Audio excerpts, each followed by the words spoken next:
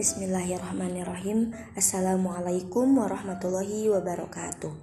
Yang terhormat Bapak Diki Muhammad Haidir SPD MPD, Ibu Dr. Diana Hermawati SPD MPD selaku dosen pengampu mata kuliah Geologi Invertebrata, dan yang saya banggakan rekan-rekan semuanya. Alhamdulillahirrahmanirrahim. Puja dan puji kita panjatkan kehadrat Allah Subhanahu wa Ta'ala yang mana telah memberikan rahmat serta hidayah juga kesehatan kepada kita semua sehingga kita dapat melaksanakan kegiatan presentasi pada kali ini. Sholawat beserta salam semoga terlimpah curahkan kepada baginda alam tercinta, yakni Habibana wa Nabiyana Kanjeng Nabi Muhammad Sallallahu Alaihi Wasallam. Sebelumnya, perkenalkan kami dari kelompok 7 akan menyampaikan materi mengenai filum nematoda beserta kerabatnya. Adapun untuk anggotanya, yang pertama yaitu ada Julia Irnandia dengan NPM 202154033, yang kedua ada Maya Putri Andaristi dengan NPM 202154038, yang ketiga Wina Anggraini dengan NPM 202154055, dan yang terakhir ada Asih Supriyatin dengan NPM 202154073. Adapun materi yang akan kami sampaikan adalah yang pertama mengenai pengertian filum nematoda, yang kedua mengenai ciri umum filum nematoda, yang ketiga struktur tubuh dari filum nematoda, yang keempat sistem organ filum nematoda, yang kelima mengenai klasifikasi filum nematoda dan siklus hidup dari contoh spesies filum nematoda, yang keenam kerabat dari filum nematoda, dan yang terakhir mengenai peranan dari filum nematoda. Nah, marilah kita awali kegiatan presentasi kali ini dengan bacakan basmalah bersama-sama. Bismillahirrahmanirrahim. Untuk pemaparan materi yang pertama yaitu mengenai pengertian nematoda, ciri umum nematoda, dan struktur tubuh nematoda yang akan disampaikan oleh rekan saya Maya. Kepada Maya saya persilahkan. Terima kasih kepada moderator atas waktu yang telah disempatkan. Pada kesempatan kali ini saya akan membahas mengenai pengertian dari nematoda. Nah, nematoda itu berasal dari superfilum Esdisozoa, yang mana Esdisozoa ini mempunyai ciri khas dengan karakteristik molekulernya dan sekresi kutikula. Filum nematoda berasal dari bahasa Yunani dan terdiri dari dua kata, yaitu nematos yang berarti benang dan oidos yang mempunyai arti bentuk. Jadi, secara umum, nematoda itu artinya organisme yang menyerupai bentuk benang. Nah, nematoda atau cacing gelang ini adalah salah satu dari beberapa hewan yang paling melimpah di bumi ya.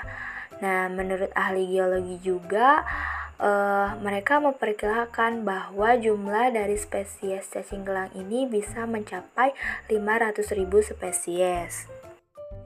Nah, untuk selanjutnya terdapat ciri umum dari nematoda. Nah, ciri umum yang pertama, nematoda itu merupakan salah satu hewan yang mempunyai tubuh triploblastik, yang mana artinya tersusun dari 3 lapisan tubuh. Nah, kemudian nematoda ini mempunyai bentuk tubuh simetri bilateral, yang artinya dapat terbagi menjadi 2 seperti bayangan pada cermin. Selain itu pula, tubuhnya juga bisa disebut sebagai vermiform atau bentuknya menyerupai cacing yang panjang dan ramping tidak berruas-ruas. Nematoda belum terbentuk organ tubuh yang sesungguhnya atau biasa disebut sebagai pseudosolomata. Nah, kemudian untuk ciri yang kedua yaitu tubuhnya berbentuk bulat melintang dan ditutupi oleh kutikola kolagen berlapis, dan juga nematoda ini mengalami molting gitu ya atau ekdisis. Nah, ekdisis itu sendiri ialah pergantian lapisan kutikula yang terjadi secara berkala yang menyertai pertumbuhan pada tahap muda dari kehidupan nematoda itu. Nah, kemudian untuk ciri umum yang ketiga, saluran daripada pencernaan nematoda itu sudah lengkap, dimulai dari mulut hingga anus.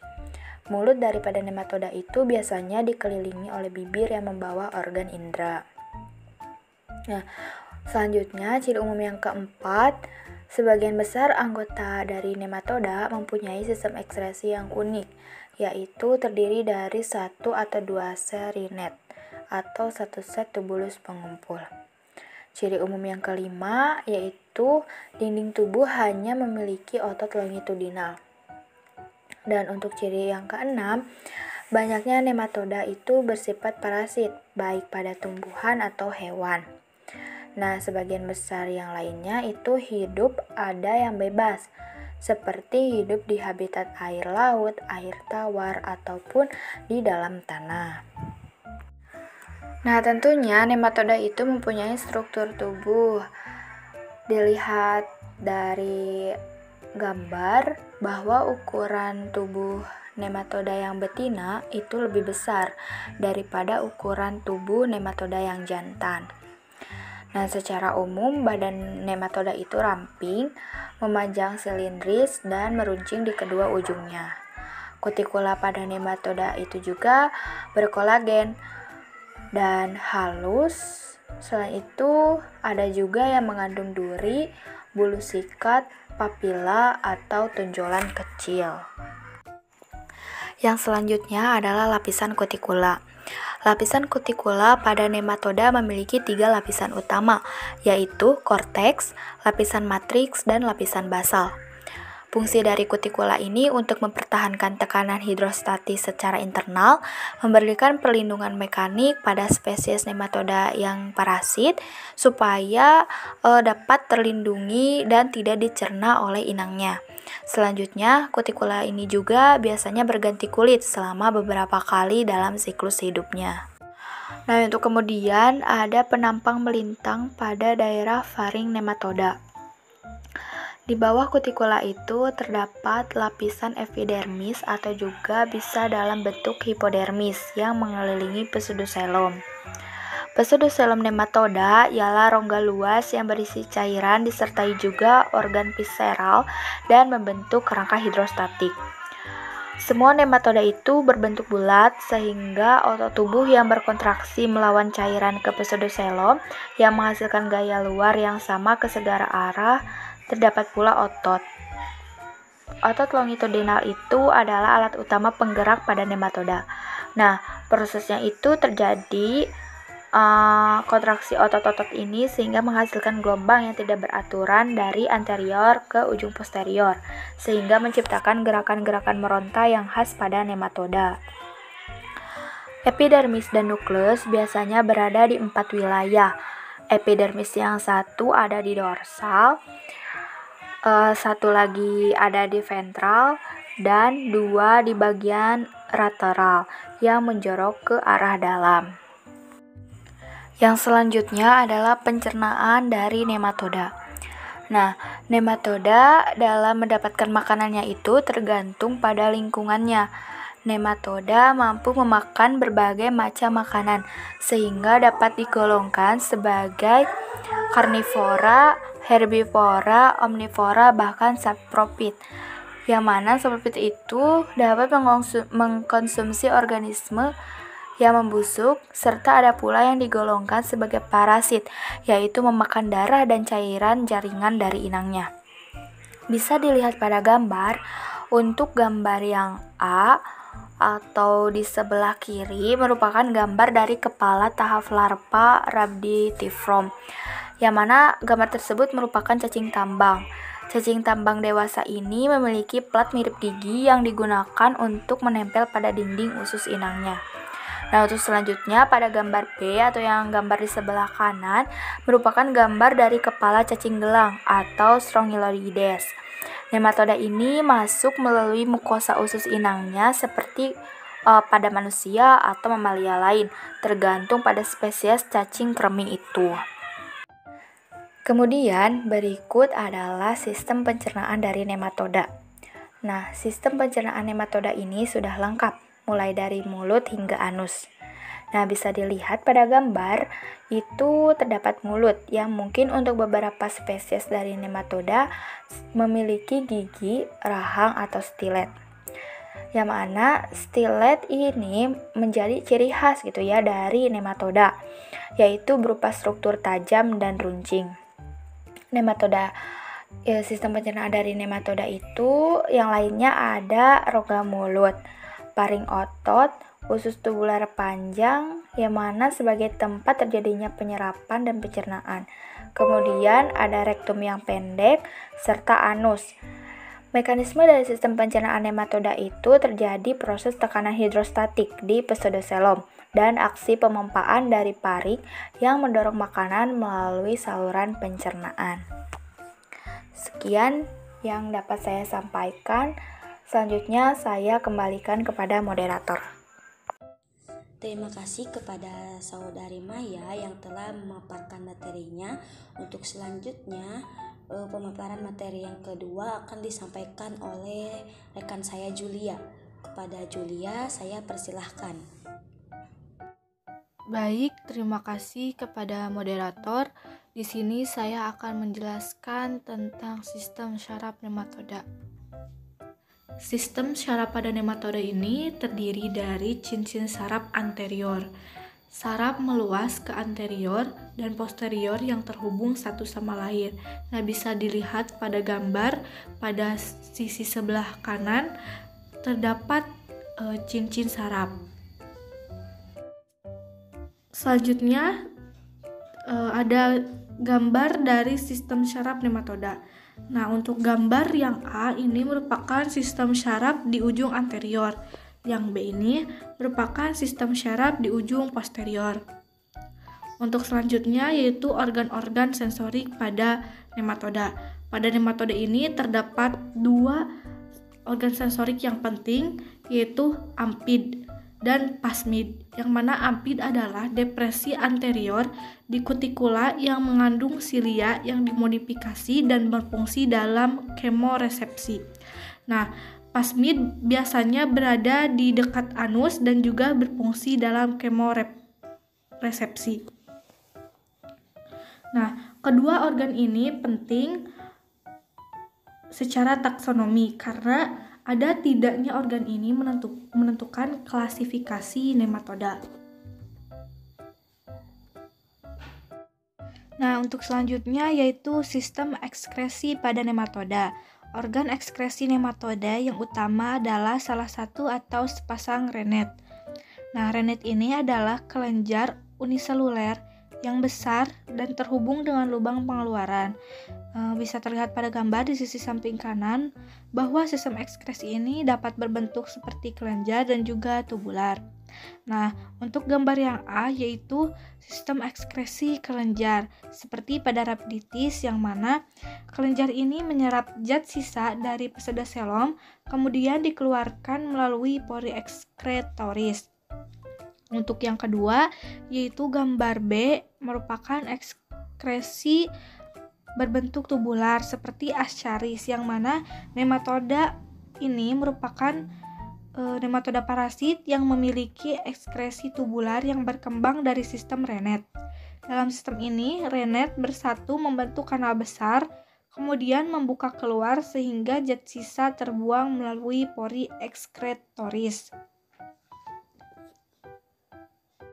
Nah, setelah sistem ekskresi, selanjutnya yaitu sistem reproduksi.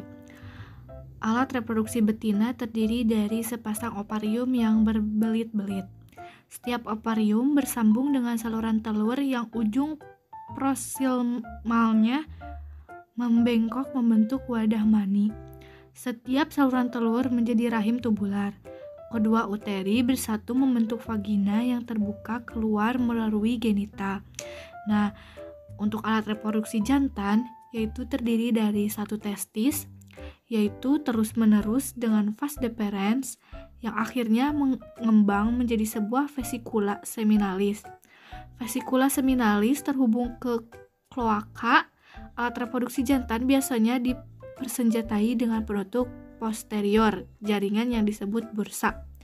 Bursa membantu nematoda jantan dalam transfer sperma ke parigenital nematoda betina selama sanggama.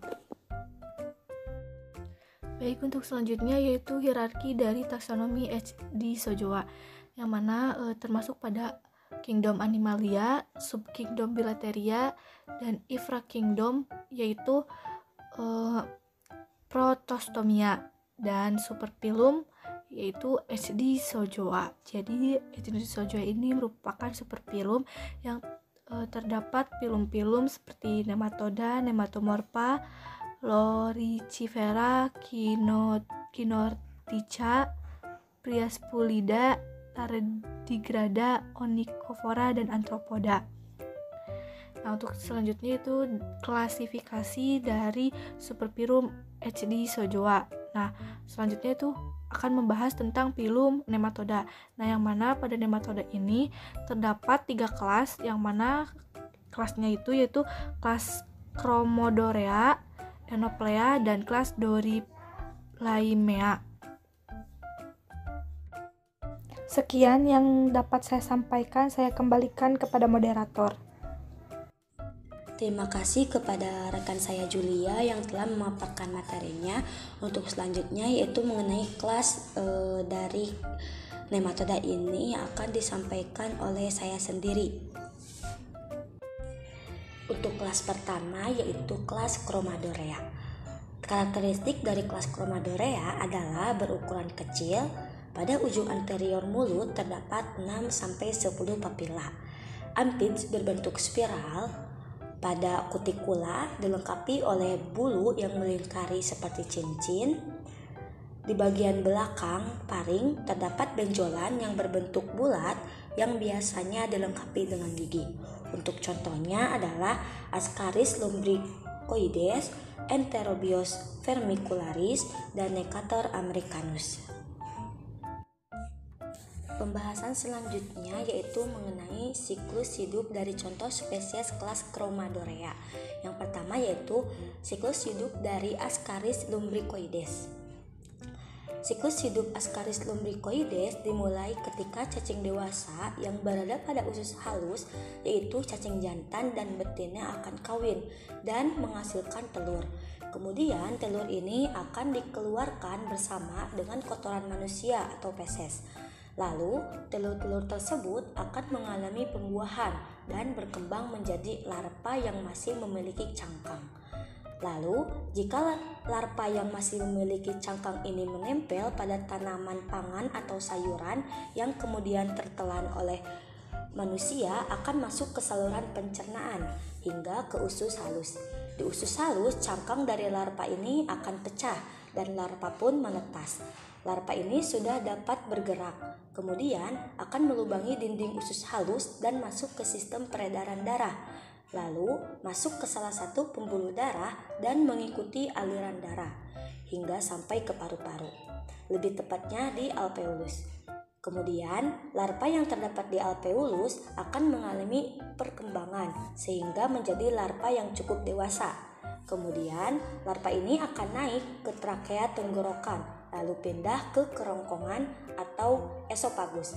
Di kerongkongan, larva ini akan tertelan kembali, kemudian masuk ke saluran pencernaan hingga kembali ke usus halus dan mengalami maturasi final atau proses pendewasaan, lalu kawin dan melakukan siklusnya kembali.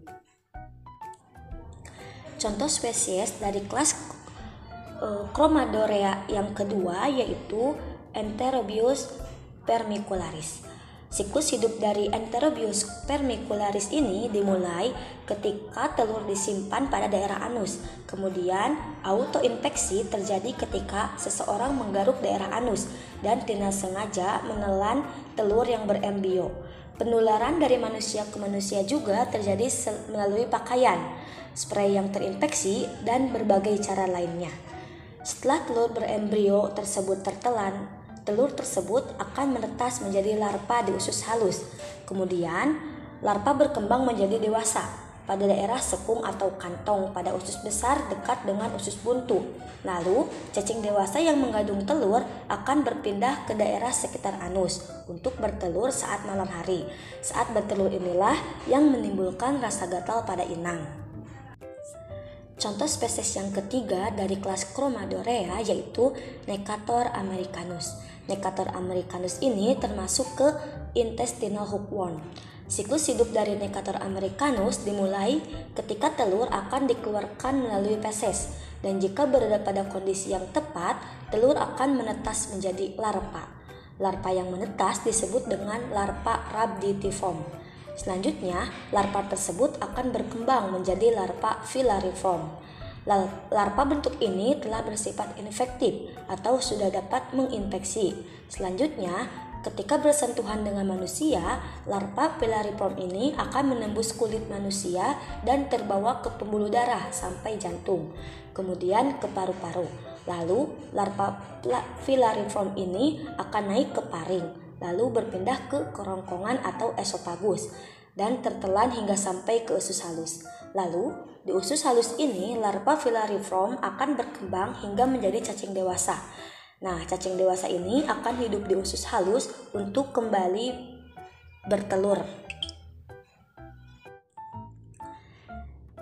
Kelas yang kedua yaitu kelas Enoplea. Pada kelas Enoplea memiliki beberapa karakteristik, yaitu kantong avid seperti bukan spiral, biasanya postlabial, memiliki kutikula yang halus, ada atau tidak ada plasmid, kemudian esofagus berbentuk silinder atau botol dengan 3-5 kelenjar esofagus. Stikosom atau troposom dapat ditemukan. Lalu sistem ekresi non-tubular sederhana, biasanya 1 sel. Lalu, betina pada kelas Enoplea umumnya dengan 2 ovarium, kemudian jantan pada kelas Enoplea umumnya dengan 2 testis. Caudal ale jarang terjadi atau keberadaan kutikula di kedua sisi atau sekitarnya pada kloaka jantan jarang terjadi. Contoh dari kelas Enoplea ini yaitu Tricinella spiralis. Contoh spesies dari kelas Enoplea yaitu Tricinella spiralis. Siklus hidup dari Tricinella spiralis ini dimulai ketika manusia memakan daging babi, beruang, singa laut, atau daging mamalia lainnya, baik yang mentah atau yang dimasak tidak sempurna, di mana di dalam daging tersebut mengandung kista yang berisi larva infektif yang masih hidup. Kemudian, kista tersebut tertelan dan masuk ke saluran pencernaan hingga masuk ke lambung. Di dalam lambung ini terjadi ekskistasi dan larva pun keluar. Kemudian larva yang keluar akan masuk ke dalam mukosa usus hingga berkembang menjadi cacing dewasa. Kemudian cacing betina dewasa akan mulai mengeluarkan larva motil atau larva yang dapat bergerak. Kemudian larva-larva ini akan bergerak ke pembuluh darah lalu mengikuti aliran darah dan limfe menuju jantung dan paru-paru hingga akhirnya menembus dan menetap di otot luring pinang. Kelas yang terakhir adalah kelas Dorilaimia.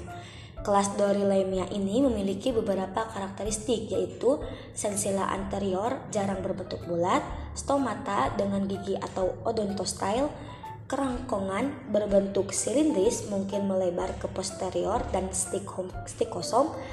Kemudian kelenjar caudal biasanya tidak ada, lalu kelenjar esofagus terbuka di daerah posterior esofagus. Lalu kelas Dorilaimia ini biasanya hidup bebas di air tawar atau tanah, dan juga dapat hidup sebagai parasit pada vertebrata dan invertebrata dan sebagai pemakan tumbuhan. Untuk contoh dari kelas Dorilaimia ini adalah Dorilamius dan Tilencolamius. Pembahasan yang terakhir yaitu pembahasan mengenai kerabat dari filum nematoda beserta peran dari filum nematoda yang akan disampaikan oleh rekan saya Wina. Kepada Wina saya persilahkan. Baik, terima kasih kepada moderator yang sudah mempersilahkan. Di sini saya akan menjelaskan materi tentang kerabat nematoda. Yang pertama ada filum Nematomorpha. Cacing memanjang yang biasa disebut cacing bulu kuda atau cacing Gordian. Filum ini dapat ditemukan di air yang mengalir. Tubuhnya sangat panjang dan seperti benang. Dinding filum tubuh ini memiliki kutikula kolagen yang tebal, epidermis seluler, kabel longitudinal, dan lapisan otot dari serat longitudinal. Sistem sarafnya berisi cincin saraf anterior dan kabel ventral. Nematomorpha memiliki jenis kelamin yang berbeda. Dua gonad panjang memperpanjang panjang tubuh. Setelah kopulasi, telur disimpan di air. Selanjutnya, pilum Priapulida. Pilum ini hidup terkubur di lumpur dan pasir yang berada di dasar laut sebagai tempat mereka memakan annelida kecil dan invertebrata lainnya. Tubuh dari pilum ini berbentuk silinder dan panjangnya berkisar 2 mm sampai 8 cm. Saluran pencernaannya lurus tersuspensi dalam pseudocoelom yang besar dan bertindak sebagai kerangka hidrostatik. Sistem sarafnya terdiri dari cincin saraf di sekitar faring dan satu kabel saraf midventral. Sistem sarafnya berisi cincin saraf anterior dan kabel ventral. Spesies yang paling sering ditemui adalah Pripulus caudatus. Selanjutnya ada pilum Loricifera. Loricifera berasal dari bahasa Latin lorica yang berarti baju besi dan fere yang berarti menanggung. Adalah pilum hewan laut purba mikroskopis yang hidup di antara partikel sedimen laut. Pilum ini ditemukan pada tahun 1983 di lepas pantai Perancis oleh ahli geologi Denmark R.M. Christensen. Sekitar 100 spesies sejauh ini telah dikumpulkan, meskipun sampai 2010 hanya sepertiganya yang telah dideskripsikan. Dan yang terakhir ada pilum Kinorhyncha. Kinorhyncha berasal dari bahasa Yunani kuno, kineo yang berarti bergerak dan rhynchos yang berarti moncong. Jadi, Kinorhyncha adalah pilum dari invertebrata laut kecil dengan ukuran tubuh 1 mm atau kurang, yang tersebar luas di lumpur atau pasir laut zona intertidal sampai kedalaman 500 sampai 8.000 meter sebagai bagian dari Meibenthos. Mereka juga disebut nagan lumpur. Selanjutnya yaitu peran nematoda. Peran nematoda ada yang menguntungkan dan ada yang merugikan. Pertama, peran menguntungkan. Pilum nematoda menghasilkan nutrien yang berharga bagi tanaman. Nematoda sebagai pemakan bakteri yang fungsinya adalah untuk melepaskan unsur nitrogen, fosfor, sulfur, dan mikronutrien yang akan berharga bagi tanaman. Nematoda Lumbricius rubellus dapat dimanfaatkan sebagai obat penyakit tipus, demam tinggi, migrain, sakit kepala terus-menerus, wasir, kolesterol tinggi, diabetes, penyakit paru-paru, mengeringkan luka bakar, dan menghilangkan luka bekas jahitan operasi. Dan yang terakhir, peran merugikan. Yang pertama, nematoda berperan sebagai parasit pada manusia, tanaman, dan hewan. Yang kedua, Ascaris americanus, parasit pada manusia, larva masuk dengan cara menembus kulit. Yang ketiga, Oxurus vermicularis, cacing keremi, larvanya masuk bersama makanan. Cacing betina saat bertelur menuju anus. Yang keempat, Wucheria bancrofti dan Filaria bancrofti. Hidup parasit pada limpa manusia dan menyebabkan penyakit filariasis atau kaki gajah. Vektornya yaitu nyamuk culex. Yang kelima, hidup parasit pada akar tanaman dan menyebabkan bengkak pada akar. Yang keenam, Meloidogime dapat menyebabkan akar-akar yang disebut puru akar. Mungkin sekian materi yang dapat saya sampaikan. Terima kasih, saya kembalikan kepada moderator. Baik, terima kasih kepada rekan saya Wina yang telah memaparkan materinya. Alhamdulillah untuk pemaparan materi mengenai pilum nematoda beserta kerabatnya telah selesai. Sebelum ditutup, bagi rekan-rekan yang mempunyai pertanyaan, silahkan ajukan di Google Classroom yang telah disediakan. Untuk itu, kami dari kelompok 7 mohon undur diri. Mohon maaf atas segala kekurangan dan kelebihannya. Ditutup dengan doa. Alhamdulillahirabbil alamin. Saya pamit undur diri. Wassalamualaikum warahmatullahi wabarakatuh.